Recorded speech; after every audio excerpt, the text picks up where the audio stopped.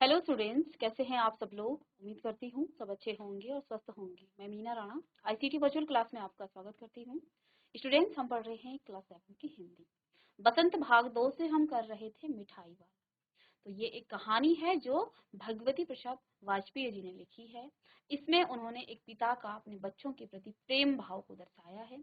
एक पिता जो अपने बच्चों को खो देता है और वो जो है अपने बच्चों को जो है गली के बच्चों में जो है ढूंढता है, खोजता रहता है और अलग अलग व्यवसाय वो करता है, अलग अलग चीजें उन गलियों में, नगर नगर में वो जा करके, गली गली में घूम करके अपने बच्चों की खोज में वो फिरता रहता है।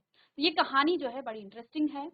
तो अब यहाँ पर देखिए, हम इस कहानी को पढ़ चुके हैं। प्रीवियस लेक्चर में आपने इस कहानी का सारांश भी पढ़ लिया है। क्वेश्चन आंसर हम कर रहे थे, इन्हीं को हम आज कंटिन्यू करेंगे। तो आइए, तो आप जानते हैं ये जो कहानी है ये भगवती प्रसाद वाजपेयी जी ने लिखी है। एक पिता का जो है बच्चों के प्रति प्रेम भाव को यहाँ पर दर्शाया गया है।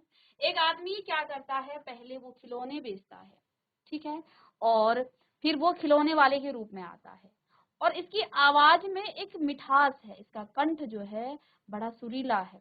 वो जो है अपने कंठ से जो है बड़े सुरीले ढंग से वहां पर क्या बोलता है, बच्चों को बहलाने वाला, खिलौने वाला, ये गा गा करके वो सभी बच्चों को वहां रिझाता है और बच्चे जो है इसके प्रति इसकी तरफ जो है आकर्षित होते हैं उन खिलौनों के प्रति। ये नन्हे नन्हे हाथों से पैसे लेता है और उन बच्चों के साथ जो है थोड़ा सा टाइम स्पेंड करता है, उसके बाद वहां से चला जाता है। अब यहाँ पर देखिए, इसी नगर में जो है राम विजय जो है बहादुर के बच्चे हैं, चुन्नू और मुन्नू, वो एक दिन खिलौने लेकर आए और उनकी माँ जो रोहिणी है वो इतने सुंदर और सस्ते खिलौने देखकर सोच में पड़ गई कि ये सस्ते खिलौने उन्हें कौन दे गया और कैसे दे गया। लेकिन फिर वो जो है उसकी आवाज कुछ दिनों तक नहीं आती है, कुछ महीनों तक, तो वो जो है इस बात को भूल जाती है। लेकिन 6 महीने के बाद फिर से वह जो है मधुर आवाज में जो है पूरे नगर में वो जो है उस समाचार फैल जाता है कि एक मुरली वाला जो कि बहुत ही सुरीले ढंग से मुरली बजा भी रहा है और साथ में सस्ते दाम में वो बेच भी रहा है, 2-2 पैसे में, ठीक है। तो अब जो है वो उस आवाज को पहचान गई कि ये कहीं ना कहीं वो खिलौने वाला ही है। रोहिणी ने अपने पति के द्वारा जो है उसे बुलाया, उनको बुलाया और बच्चों के लिए मुरली खरीदने के लिए कहा, ठीक है। तो अब जो है यहाँ पर रोहिणी के पति और मुरली वाले की जो है थोड़ा सा बहस होती है, किस बात पर, कितने मतलब मोल भाव करने पर दोनों की बहस होती है। इसके बाद जो है वो फिर से वहां से चला जाता है और 8 महीने के बाद फिर से वो जो है वहां मिठाई बेचने आता है। अब की बार उसके पति, रोहिणी के पति घर पर नहीं थे। दादी अम्मा को वो कहती हैं कि आप जा करके मिठाई ले लीजिएगा, मैं आपको यहाँ से देखती हूँ। तो अब जो है वो उस मिठाई वाले से पूछती है कि क्या आप पहले भी यहाँ आ चुके हो। तो वो बताता है कि हाँ, मैं पहले आया था और इससे पहले मैंने खिलौने बेचे और साथ में मुरली बेची। तो अब जो है उसका शक वो जो है समझ जाती है कि वही आदमी है, ठीक है। तो अब जो है वो पूछती है कि तुम ऐसा जो है, इससे तुम्हें क्या फायदा होता है, क्यों तुम ये चीजें करते हो, क्यों ये बेच रहे हो, ठीक है। तो वो आदमी बताता है कि वो जो है क्या था, एक संपन्न आदमी है। वो एक जो है उसके पास सभी चीजें हैं, ठीक है। तो उसके 2 बच्चे थे और एक सुंदर पत्नी थी, लेकिन अब कुछ भी नहीं रहा। वो अपनी पुरानी बातें याद करके फूट फूट कर रोने लगा। उसने बताया कि वह इन्हीं बच्चों में अपने बच्चों को की जो है झलक देखने के लिए जो है ये सामान बेचता फिरता रहता है। रोहिणी के बच्चे चुन्नू मुन्नू को वो कागज की पुड़िया में जो है मिठाई बिना पैसे लिए, अब की बार जो है वो चुन्नू मुन्नू को जो है क्या कर देता है, बिना पैसे लिए ही वो मिठाई देकर वहां से गीत गाता हुआ चला जाता है, ठीक है। तो अब यहाँ पर हमने कुछ प्रश्न कर लिए थे, प्रश्न नंबर 4 तक। तो देखिए, मिठाई वाला अलग अलग चीजें क्यों बेचता था और वह महीनों बाद क्यों आता था, ठीक है। तो वो जो है क्या करता था, अलग अलग चीजें क्यों बेचता था, वो अलग अलग चीजें इसलिए बेचता था ताकि जो है बच्चों का वो सानिध्य प्राप्त कर सके, बच्चों का साथ पा सके। उसके बच्चे और पत्नी की मृत्यु असमय हो गई थी और वो अपने बच्चों की जो झलक है वो गली के इन बच्चों में देखना था, इसलिए वह बच्चों में जो है रुचि उसको थी और साथ में वो बच्चों की रुचि की जो चीजें वहां पर बेचा करता था, वह बदल बदल कर बच्चों की चीजें लाया करता था। इसलिए उसके आते ही बच्चे उसे घेरा करते थे। वह बच्चे की जो है फरमाइशें पूरी करता था। वह कई महीने के बाद आता था क्योंकि उसे पैसों की कोई लालच नहीं था। यदि वो एक व्यापारी होता तो वो हर महीने आता, हर हफ्ते आता, लेकिन उसे पैसों की कोई कमी नहीं थी। वो इसलिए वहां आता था, वो उन बच्चों में अपने बच्चों को देखता था, इसलिए वो उन बच्चों का साथ पाना चाहता था, इसलिए वो जो है कई महीनों में आता था जब उसका मन व्याकुल होता होगा। तो वो जो है इसलिए जो है वो वहां पर अलग अलग चीजें बेचा करता था। प्रश्न नंबर 2, मिठाई वाले में वे कौन से गुण थे जिसकी वजह से बच्चे तो बच्चे बड़े भी उसकी ओर खींचे चले आ रहे हैं। तो मिठाई वाले का जो मधुर स्वर है वो जो है गा गा कर अपनी चीजों की विशेषता बताना, बच्चों की मनपसंद चीजें लाना और कम दाम में बेचना, बच्चों से अपनत्व दर्शाना आदि ऐसी विशेषताएं थी, बच्चे तो बच्चे बड़े भी जो है उसकी ओर खींचे चले आए। विजय बाबू एक ग्राहक थे और मुरली वाला एक विक्रेता था। ये क्वेश्चन भी हम कर चुके हैं। समर्थन में आप क्या तर्क पेश करेंगे? ठीक है, तो देखिए विजय बाबू एक ग्राहक थे, तो उन्होंने क्या कहा, उन्होंने ये तर्क प्रस्तुत करते हुए कहा कि फेरी वाले की झूठ बोलने की आदत होती है और देते हैं सभी को दो दो पैसे में, पर असम एहसान का जो बोझ है वो मेरे ऊपर लाद रहे। ये किसने कहा? विजय बाबू ने उस फेरी वाले से कहा, उस मुरली वाले से कहा जिस समय वो मुरली बेचने आया था। ठीक है, अब दूसरी बात यहाँ पर इसके विपरीत जो मुरली वाला था उसने अपना तर्क प्रस्तुत करते हुए कहा कि ग्राहक को वस्तुओं की लागत का पता नहीं होता है कि वस्तु कितने की है। उसका दस्तूर होता है कि दुकानदार चाहे उसको जो है कितनी भी दुकानदार को चाहे कितनी भी हानि उठानी पड़े, वो क्यों ना बेच रहा हो, लेकिन वो समझता है कि दुकानदार उसे लूट रहा है। तो यहाँ दो विपरीत तर्क यहाँ पर इन्होंने प्रस्तुत किया था। ये क्वेश्चन हम कर चुके हैं। ठीक है, ये भी आपका हो गया था। क्वेश्चन नंबर 4, खिलौने वाले के आने पर बच्चों की क्या प्रतिक्रिया होती थी? तो खिलौने वाले के आने पर बच्चे खुश हो जाते थे और बच्चे अति उत्साहित हो जाते थे। उन्हें खेल कूद भूल कर अपने अपने जो है जूते चप्पल आदि का ध्यान नहीं रहता था और वे अपने अपने घर से पैसे लेकर खिलौनों का मोल भाव करने लग जाते थे। खिलौने वाला उसका मन चाहा उन बच्चों का मन चाहा खिलौना उन्हें देता और बच्चे जो है उन्हें लेकर के खुश हो जाते थे, बच्चे खुशी से पागल हो जाते थे। चलिए प्रश्न नंबर 4 5 हो गया। रोहिणी को मुरली वाले के स्वर से खिलौने वाले का जो है स्मरण क्यों आया? ये हम कर चुके थे। तो रोहिणी को मुरली वाले के स्वर से खिलौने वाले का स्मरण इसलिए आया क्योंकि खिलौने वाले की तरह ही इसकी आवाज जानी पहचानी थी। खिलौने वाला भी इसी प्रकार से क्या करता था? मधुर स्वर से गाकर खिलौना बेचा करता था। मुरली वाला ठीक उसी तरह ही मीठे स्वर में गाकर मुरलियां बेचा करता था। ठीक है, ठीक है। किसकी बात सुनकर मिठाई वाला भावुक हो गया था? उसने इन व्यवसायों को अपनाने का क्या कारण बताया? तो देखिए रोहिणी की बात सुनकर मिठाई वाला भावुक हो गया था और इस पर उसने भावुक को बताया कि मैं भी अपने नगर का क्या था, एक प्रतिष्ठित व्यापारी था। मकान व्यवसाय गाड़ी घोड़े नौकर सागर सभी जो है उसके पास थे। स्त्री थी, छोटे छोटे दो बच्चे थे। कहता है वह मेरे सोने का संसार था, उसके पास सुख के सभी साधन थे, स्त्री और बच्चे भी थे। ईश्वर की लीला सभी को ले गई। उसने इन व्यवसायों को अपनाने के निम्नलिखित यहाँ पर कारण बताए, ये हमने कर लिया था। प्रश्न नंबर 7 देखिए, अब जो है इस बार ये पैसे न लूंगा कहानी के अंत में मिठाई वाले ने ऐसा क्यों कहा? तो देखो जब मिठाई वाला अंत में जो है अपनी कहानी वहां पर बयां करता है रोहिणी से, तो वो जो है चुन्नू और मुन्नू को क्या दे देता है? मिठाई दे देता है। दादी ने पैसे दिए, रोहिणी ने पैसे दिए, लेकिन उस मिठाई वाले ने क्या कहा? अब मैं इस बार जो है इसके पैसे नहीं लूंगा। ऐसा उस मिठाई वाले ने क्यों कहा? मिठाई वाले के जीवन का जो रहस्य है वो कोई नहीं जानता था, लेकिन जब उसने अपने जीवन की सारी गाथा दादी और रोहिणी को बताई, उसी समय रोहिणी के छोटे छोटे बच्चे चुन्नू और मुन्नू आकर मिठाई मांगने लगते हैं। वह दोनों को मिठाई से भरी एक एक पुड़िया देता है। रोहिणी पैसे देती है। उसका यह कहना, अब इस बार, तब उसने क्या कहा? अब इस बार ये पैसे न लूंगा। ठीक है, इस बात को दर्शाता है कि उसका मन भर आया और ये बच्चे उसे अपने बच्चे ही लगे। तो क्योंकि वो जो है उन गलियों में अपने बच्चों को ढूंढता था, अपने बच्चों को वो जो है क्या करता था, हर बच्चे में वो अपने बच्चों को देखता था, क्योंकि वो अपने बच्चों को खो चुका था मिठाई वाला। तो अब जो है क्योंकि रोहिणी ने जो है उससे पूछा था कि भाई तुम ऐसा व्यवसाय क्यों करते हो, अलग अलग बार जो है अलग अलग चीजें लाते हो, बच्चों को सस्ते दाम में दे देते हो, और जो है हर बार जो है और इतने महीनों के बाद आते हो। तो इस पर जो है उसने अपनी कहानी बयां की दादी और रोहिणी के सामने। तो उसका मन अब भर गया था, क्योंकि अब उसे अपनी पत्नी और अपने बच्चों की याद आई।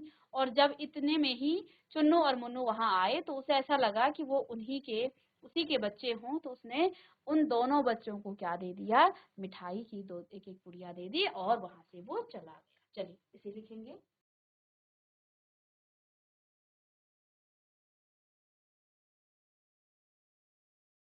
चलिए नेक्स्ट प्रश्न है प्रश्न नंबर 8। इस कहानी में रोहिणी चिक के पीछे से बात करती है। क्या आज भी औरतें चिक के पीछे से बात करती हैं? यदि करती हैं तो क्यों? और आपकी राय में यह जो है सही है? तो देखिए आपने पिक्चर में भी देखा होगा, एक जो पर्दा टाइप का होता है, ठीक है, वो जो है घास फूस से बनाया जाता है, एक पर्दा टाइप का, जो कि अब हम पर्दा कहते हैं।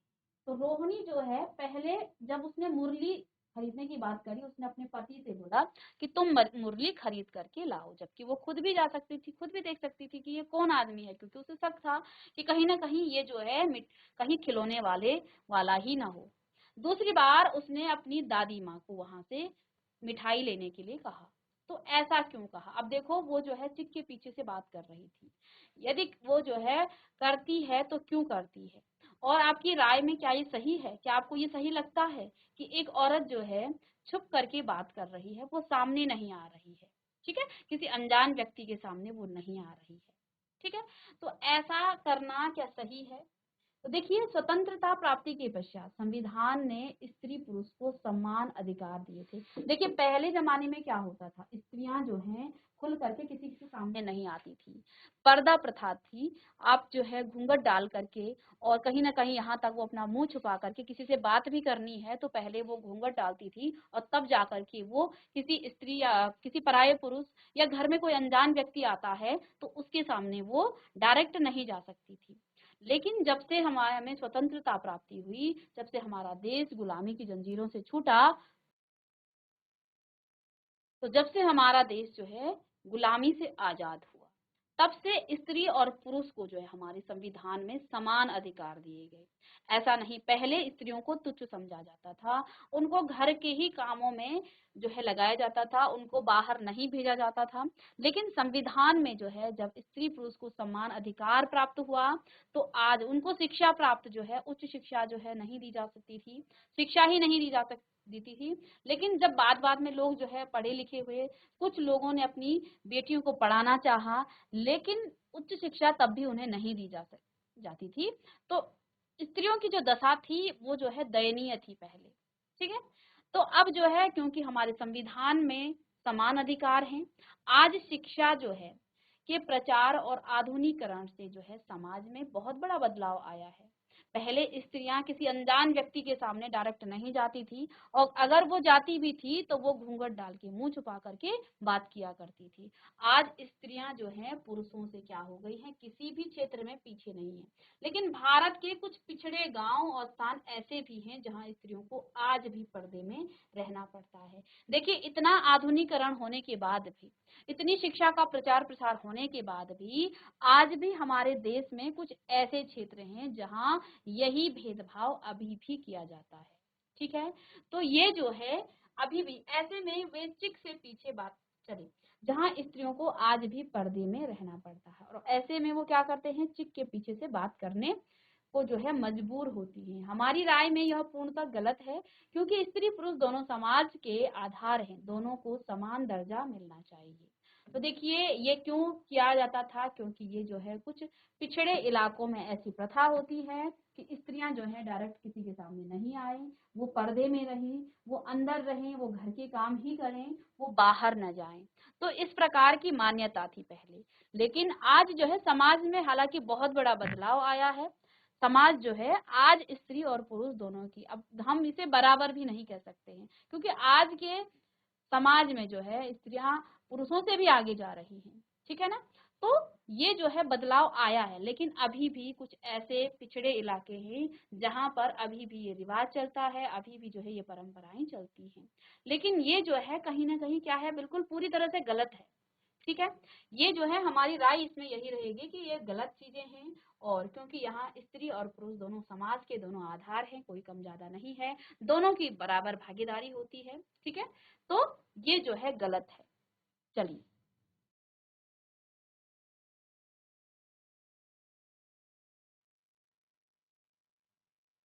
ये तो अभी तक कहानी से आपके कुछ प्रश्न थे।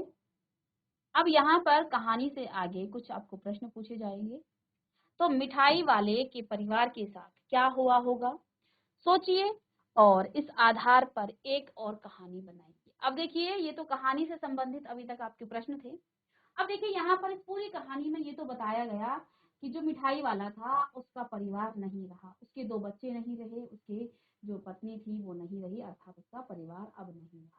लेकिन ये नहीं बताया गया इस कहानी में कि उसके परिवार के साथ क्या हुआ, क्योंकि इस आदमी ने क्या कहा, मिठाई वाले ने क्या कहा कि मेरा एक परिवार, हंसता खेलता परिवार था, मैं एक संपन्न और प्रतिष्ठित व्यक्ति था, मैं काफी धनवान था, यानी मुझे किसी चीज की कमी नहीं थी। लेकिन कहता है कि अब जो है भगवान ने सब कुछ, ईश्वर की ऐसी लीला हुई कि सब कुछ मुझसे छीन गया है, अब जो है मैं अकेला हो गया हूँ और अपने बच्चों की तलाश में मैं गली गली घूमता हूँ। तो आपको देखिए, जैसे ये कहानी लिखी है, आपको क्या करना है, आपको ऐसी ही एक कहानी बनानी है, जो भी आपके दिमाग में आ रहा है आप इसको कल्पना के माध्यम से, क्योंकि ये कहानी से आगे की है, इसमें कहानी का कोई जो है तर्क नहीं है, बस आपको ये कहना है कि उसका परिवार नहीं है और ऐसा क्या हुआ होगा उसके परिवार के साथ जिसकी वजह से वो जो है अब अकेला हो गया है, उसके बच्चे भी नहीं रहे, उसकी पत्नी भी नहीं रही। तो देखिए, ऐसी आपको एक और कहानी बनानी है, हर बच्चे की अपनी कल्पना हो सकती है, हर बच्चा अपनी कहानी अलग अलग लिख सकता है। आपको एक आइडिया के लिए यहाँ पर हम एक इसका उत्तर लाए हैं कि मिठाई वाले का जो परिवार है अवश्य ही किसी दुर्घटना का शिकार हुआ होगा, क्योंकि देखिए जब परिवार के जो है लगभग सभी सदस्य जो है खत्म हो जाते हैं, उनकी मृत्यु हो जाती है, उसका कारण दुर्घटना ही हो सकती है, क्योंकि एक साथ जो है 3 लोगों की मौत होना ये एक दुर्घटना ही हो सकती है। अब वो दुर्घटना क्या हो सकती है वो आप इमेजिन करेंगे, उसकी कल्पना करेंगे। कहानी, एक गांव में एक मिठाई वाले की दुकान थी, तरह तरह की मिठाइयाँ वो बेचा करता था, छोटे बड़े सभी उसकी मिठाइयाँ जो है शौक से खाते थे, दुकान के सभी ही, उसका घर भी था, जो दुकान के साथ ही जो है उसका घर भी था, यानी उसी दुकान से जब भी दुकान पर कोई ग्राहक ना होता तो वो अपने बच्चों के साथ खेलता और खुश रहता था। उसके बच्चे बहुत शालीन थे, कभी भी उसे किसी बात के लिए परेशान न करते। एक दिन वह अपनी पत्नी और बच्चों के साथ गांव में किसी रिश्तेदार की शादी में गया। खुशी खुशी गांव वालों ने भी उसकी सारी तैयारियां करवाई, उसने कपड़े, गहने, बच्चों का सामान, बहुत कुछ खरीदा। गांव के कुछ लोग उसे स्टेशन तक छोड़ने भी गए। रेलगाड़ी में पत्नी, बच्चे व स्वयं सभी बहुत खुश थे। अचानक तेज रफ्तार से चलती गाड़ी के कुछ डिब्बे से उतर गए, वो बुरी तरह से उलट गए। न जाने कितने ही लोग इस हादसे में मर गए और मरने वालों में उसकी पत्नी और बच्चे भी थे। मिठाई वाला तो जैसे पागल ही हो गया, वह गांव वापस आ गया और आज भी इतने वर्षों के बाद वह इस हादसे को भूल नहीं पाया। गुमसुम न जाने कौन सी यादों में खोया रहता। अपनी सारी यादों को ताजा करने रखने के लिए उसने अपने घर को जो है एक अनाथ आश्रम बना डाला। न जाने अनाथ बच्चों को पालने में वह कौन सी खुशी प्राप्त करता है। तो ये तो एक हमारी इमेजिन है, हमारी कल्पना है। आप ऐसे ही देखिए, इस कहानी को आपने उतारना नहीं है, इसको नोट डाउन नहीं करना है, आपने इस कहानी की तरह अन्य कहानी भी आपको यहाँ पर लिखनी है, और अपनी हर बच्चे की अपनी कल्पना पर आधारित कहानी होगी, किसी और का आप नहीं लिखेंगे। ठीक है, तो इस प्रश्न का उत्तर आप स्वयं करें। तो ये आपको एक आइडिया के लिए जो है एक इसका उत्तर यहाँ पर दिया है। चलिए, हाट मेले, शादी आदि आयोजनों में कौन कौन सी चीजें आपको सबसे ज्यादा आकर्षित करती हैं, उनको सजाने बनाने में किसका हाथ होगा, उन चेहरों के बारे में लिखिए। चलिए, तो आप देखते हैं जो हाट मेले हैं, शादी आदि आयोजनों में क्या होती हैं, कौन कौन सी चीजें आपको सबसे ज्यादा आकर्षित करती हैं। अब वो चीजें आपको आकर्षित करती हैं, लेकिन उनको सजाने और बनाने में किसका हाथ है। उन चेहरों के बारे में आपने लिखना है, जो चेहरे ये बनाते हैं, तो देखिए आपने देखा होगा हाट मेले, शादी आदि आयोजनों में हमें मिठाइयाँ और गोलगप्पे, चाट पापड़ी, फ्रूट चाट, चीलें, छोले भटूरे, सांभर डोसा, इडली, चाइनीज फूड और इसके अलावा विभिन्न खाद्य पदार्थ आकर्षित करते हैं। उनको बनाने और सजाने में विभिन्न पाक कला विशेषज्ञों का हाथ होता है, जैसे खाद्य पदार्थों के लिए हलवाई का। इसके पहनावे अलग अलग क्षेत्रों में अलग अलग हो सकते हैं। इनके जो पहनावे हैं वो अलग अलग हो सकते हैं, क्योंकि हर क्षेत्र की अपनी संस्कृति होती है, अपना पहनावा होता है। जैसे समोसे बनाने वाला समोसे बनाने में, सांभर डोसा बनाने वाला सांभर में, इडली बनाने वाला इडली बनाने में और आइसक्रीम बनाने वाला आइसक्रीम बनाने में आदि। ठीक है, चलिए नेक्स्ट प्रश्न है, कहानी जो है, इस कहानी में मिठाई वाला दूसरों को प्यार और खुशी देकर अपने दुख को कम करता है। इस मिजाज की और कहानियां और कविता आपको ढूंढनी है और ये कहानी आपका है। जैसे मिठाई वाला क्या करता था, वो दूसरों को प्यार देता था और खुशी देकर अपना दुख वो कम करता था। इस मिजाज की और कहानी आपको ढूंढनी है और उसको पढ़ना है। ठीक है ना, तो ये काम आप स्वयं करेंगे। चलिए नेक्स्ट क्वेश्चन है, अब यहाँ कुछ अनुमान और कल्पना पर आधारित आपके प्रश्न हैं। नेक्स्ट प्रश्न आपके अनुमान और कल्पना से आधारित हैं। आपकी गलियों में कई अजनबी फेरी वाले आते होंगे, आप उनके बारे में क्या क्या जानते हैं? आप जानते हैं फेरी वाले तो सभी गलियों में आते हैं, गाँव में भी आते हैं, तो आप उनके बारे में क्या क्या जानते हैं? और अगली बार जब उसकी गली में कोई फेरी वाला आए तो उससे बातचीत कर जानने की कोशिश कीजिए कि आप जो है उनके बारे में जानिए कि वो कहाँ से आते हैं, कहाँ से लाते हैं, ये चीजें वो क्यों बेचते हैं, जैसे कि यहाँ इस कहानी में रोहिणी ने किया था। तो यहाँ उत्तर के लिए, यहाँ एक आइडिया के लिए आपको ये उत्तर नहीं लिखना है, उत्तर तो आप स्वयं लिखेंगे। आपको ये काम अपनी गली में, अपने गांव में जो भी आपके फेरी वाले आते हैं उनसे आप पूछिएगा, आप कहाँ से आते हो, आप ये व्यवसाय, आप कहाँ से ये सामान लाते हो, कैसे लाते हो, है ना। ये सारी चीजें आप उनसे जानकारी लेंगे और फिर कहानी लिखेंगे। तो हमारी गली में मौसम के अनुसार कई फेरी वाले आते हैं।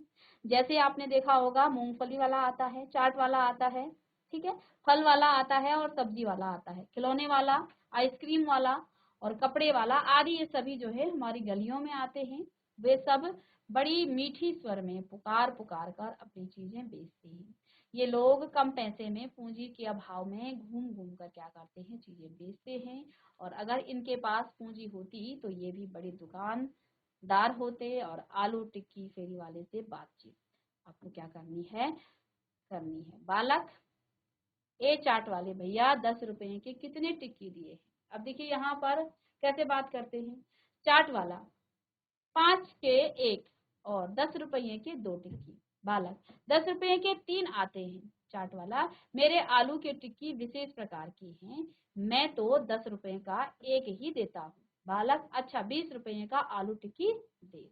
ठीक है, प्रश्न नंबर 2 देखिए, आपके माता पिता के जमाने से लेकर अब तक फेरी की जो आवाजों में है कैसा बदलाव आया है, बड़ों से पूछकर आपको लिखना है। देखिए ये जो प्रश्न है ना, इनको आपने नोट डाउन नहीं करना है, ये आपके लिए अनुमान आपको लगाना है, साथ में आपको कल्पना करनी है और आपको जो है पूछताछ करके ये प्रश्नों को जो है लिखना है। तो देखिए हमारे माता पिता के जमानों से जो है आज के जो फेरी वाले हैं उनमें क्या बदलाव आया है। तो देखिए माता पिता के जमाने में प्रत्येक वस्तुएं फेरी वाला ही बेचने आया करता था। पहले आपने देखा होगा फेरी वालों का बड़ा चलन था, गांव और गलियों में तो ये लोग जा जा करके चीजें बेचते थे। तो पहले ये बहुत ज्यादा चलन था, ठीक है, वो हम मधुर स्वर में गा करके अपनी चीजें, अपना सामान बेचा करते थे। फेरी वाला प्राय सभी तरह की वस्तुएं लाया करते थे, लेकिन आजकल फेरी वालों की संख्या में काफी कमी हो गई है। लोग प्राय ब्रांडेड सामान खरीदना पसंद करते हैं। तो अब जो है लोग फेरी वालों से नहीं लेते हैं, लोग जो है बड़ी बड़ी दुकानों में जाते हैं, बड़े बड़े ब्रांडेड सामान वो लेते हैं, ठीक है, कीमती वस्तुएं उनको चाहिए। तो अब जो है लोग इसे नहीं खरीदते हैं, अतः वे अधिकतर दुकान से सामान लेते हैं। फेरी वाले पहले की तरह मधुर स्वर में गाते हुए नहीं चलते हैं, अब उनके मीठे स्वर में भी कमी आ गई है। तो कहीं ना कहीं दोनों में बदलाव आया है। हम लोग जो खरीदने वाले हैं, ठीक है, तो क्रेता और विक्रेता दोनों में बदलाव आया है। हम लोगों की सोच हो गई है हम बड़ी दुकानों से ब्रांडेड चीजें लें, यानी लोगों की, हम लोगों यानी जो लोग हैं, जो खरीदने वाले हैं। और फेरी वाले जो है क्या करते हैं, वो भी अब गाते नहीं हैं, वो चुपचाप चले जाते हैं। और अगर वो चुपचाप जा रहे हैं तो उनको कौन ही बुलाएगा अपने घर में, है ना। तो इस तरह से दोनों में बदलाव आ गया है एक प्रकार का। चलिए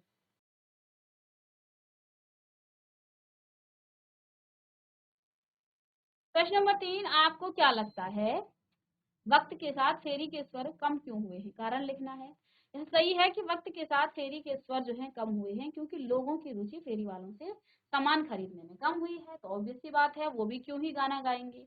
अब भाषा के बाद मिठाई वाला, बोलने वाली गुड़िया, ऊपर वाला का प्रयोग है। अब बताइए कि वाला से पहले आने वाले शब्द जो है संज्ञा, सर्वनाम, विशेषण आदि में से क्या है? तो ऊपर लिखे वाक्यांश में उनका जो क्या प्रेरणा, उनका क्या प्रयोग है, ठीक है। तो देखिए यहाँ पर क्या लिखा है, मिठाई वाला, बोलने वाला, गुड़िया, ऊपर वाला का प्रयोग है। अब बताइए कि वाला से पहले आने वाले संत संज्ञा है, सर्वनाम है, विशेषण, इनमें से क्या है? साथ में ऊपर लिखे जो वाक्यांश है उनमें, वाक्यांशों में उनका क्या प्रयोग है।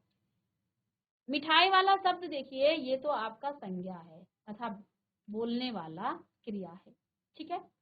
मिठाई वाला शब्द विशेषण भी है, और जबकि बोलने वाला गुड़िया में रुचि जो है, गुड़िया में, गुड़िया संज्ञा है, जबकि बोलने वाला शब्द विशेषण है जो गुड़िया की विशेषता बता रहा है, ठीक है। तो ये प्रश्न आप कर सकते हैं, बहुत इजी है।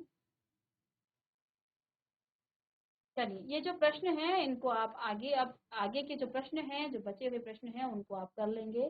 साथ में यहाँ पर आप जो है और भी कुछ प्रश्न आपके हैं, जैसे फेरी वालों की दिनचर्या कैसी होती है, तो ये प्रश्न आपके अनुमान से संबंधित हैं, आपको ये स्वयं ही करने हैं। उनका घर परिवार कहाँ होगा, उनकी जिंदगी में किस प्रकार की समस्याएं और उतार चढ़ाव आते होंगे, यह जानने के लिए आप दो दो के समूह में छात्र छात्राएं कुछ प्रश्न तैयार करें और फेरी वालों से बातचीत करें और पढ़िए। अपने अपने गाँव से आप पूछिए उनको कि उनका जो व्यवसाय है वो कैसा चलता है, उनकी दिनचर्या कैसी होती है, उनका परिवार और उनकी जिंदगी में क्या क्या समस्याएं हैं, ये सभी बातें आप जानने की कोशिश करेंगे और इस प्रश्न का उत्तर आप लिखेंगे। साथ में अब आगे जो प्रश्न हैं इन सभी प्रश्नों को आप कर लेंगे। इस कहानी को पढ़कर आपको क्या, आपको ये अनुभूति हुई कि दूसरों को प्यार और खुशी देने से अपने मन का दुख कम हो जाता है। समूह में आपको बात करनी है, और क्या ऐसा सचमुच में होता है कि जब हम दूसरे से बातचीत करते हैं तो हमारा दुख भी कम हो जाता है? क्या आपको इसकी अनुभूति होती है? तो आपने समूह बनाना है बच्चों ने, और इन प्रश्नों को आप डिस्कस कीजिएगा, क्योंकि ये डिस्कस करने वाले प्रश्न हैं। इनको आप कहीं से उतारेंगे नहीं, कहीं से नोट डाउन नहीं करेंगे, तो आपने इनको डिस्कस करके फिर इनका उत्तर लिखना है अपनी सूझबूझ के साथ, ठीक है। तो अब इस प्रश्न, इस मिठाई वाला जो आपका चैप्टर है ये आपका कंप्लीट हो गया है। जो प्रश्न आपको नहीं आते हैं उनको आप बताइएगा नेक्स्ट लेक्चर में। तो अब इसके बाद हम नेक्स्ट लेक्चर में मिलेंगे एक नए चैप्टर के साथ। तब तक के लिए thank you and have a nice day.